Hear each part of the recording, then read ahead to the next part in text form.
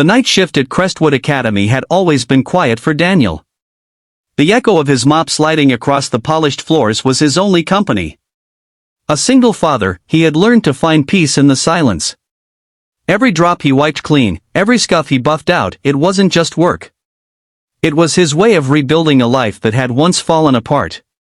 His wife had passed 3 years earlier, leaving him alone to raise Lily, his bright 9-year-old daughter who loved to draw galaxies on napkins and believed her dad could fix anything. Daniel didn't have much, but he had enough love to fill every corner of their small apartment. That evening, the school was hosting a charity dance in the grand auditorium. The laughter, the music, and the soft lights spilled into the hallway where Daniel was mopping.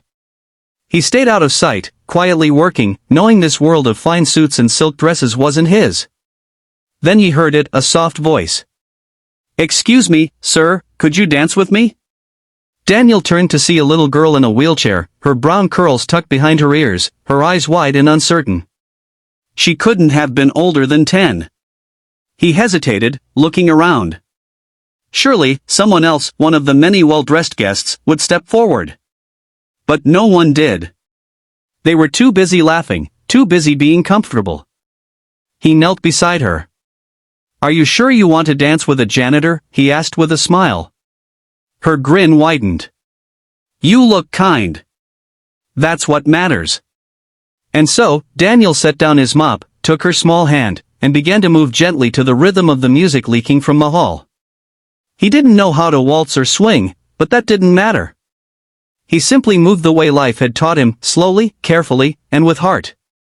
The girl giggled as he twirled her wheelchair, and for a few minutes, the world forgot about class, status, and struggle. There were no rich or poor, no janitors or guests, just two souls sharing joy in its purest form.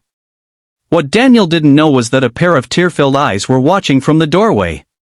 Evelyn Hart, the billionaire founder of Hart Technologies, had been standing silently for the past few minutes. She had attended the event for the donors, but her mind had been elsewhere, on her daughter, Amelia, who she thought had been resting backstage. When she saw her daughter dancing with the janitor, she froze. No one had ever made Amelia smile like that since the accident that took her ability to walk. Later that night, as the guests began to leave, Evelyn approached Daniel. He was cleaning up confetti near the stage. "Excuse me," she said softly. "You danced with my daughter." Daniel looked up, startled. "Oh, I'm sorry if I overstepped," she asked, "and I just—" "No," Evelyn interrupted, her voice trembling. "You didn't overstep. You gave her something I couldn't."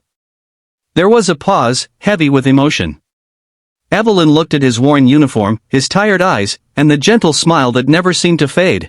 "May I ask your name?" "Daniel," he replied. "Daniel Brooks." Evelyn nodded slowly. "You're a good man, Daniel. I think people like you are rare." He shrugged. "Just did what anyone decent would do." But she knew better. Not everyone would have stopped. Not everyone would have seen her daughter, not the chair, not the disability, but her. The next morning, Daniel arrived at work to find a sealed envelope taped to his locker. Inside was a letter from the school board, effective immediately. "You are being reassigned to the position of facilities manager, with a substantial pay increase. Your hard work and compassion have not gone unnoticed."